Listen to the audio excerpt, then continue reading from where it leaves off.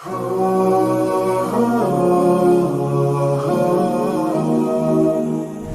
خدا به هر جای پرسنل مجهز و چک پوینت های منظم رویشان با مردم بسیار یک رویه نیک و یک رویه اسلامی چیزی که در شریعت باشه یعنی مطابق از همون انشاءالله عمل کرده.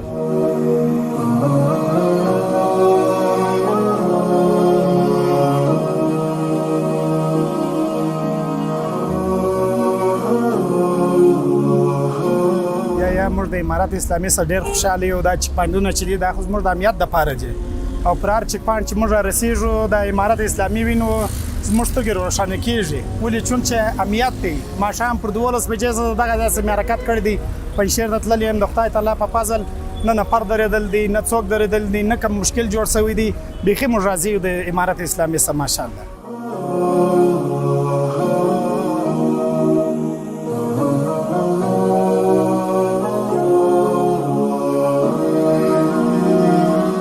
از رویشان ما خیلی خوش هستیم.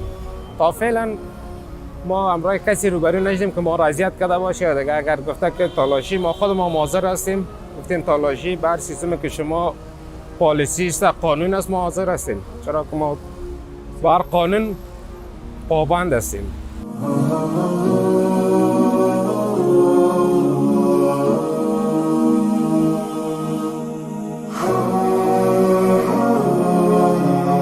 صلح، امنیت، شب روز هر جایی که ما میگردیم مریض به خدا به شفاخانه میبریم و یکم جایی که کار داشته میباشیم در اعصاب راحت و آرام ما رفتن و گذار کرده میتونیم و از حوادثات ناگوار دشمن شکر الحمدلله در امان هستیم و این کاملا به نفع مردم همشهریان شهید کابل است و همشهریان شهید کابل تا جایی که ما خبر داریم از امارت اسلامی افغانستان از این چک پوینت ها رضایت کامل دارن.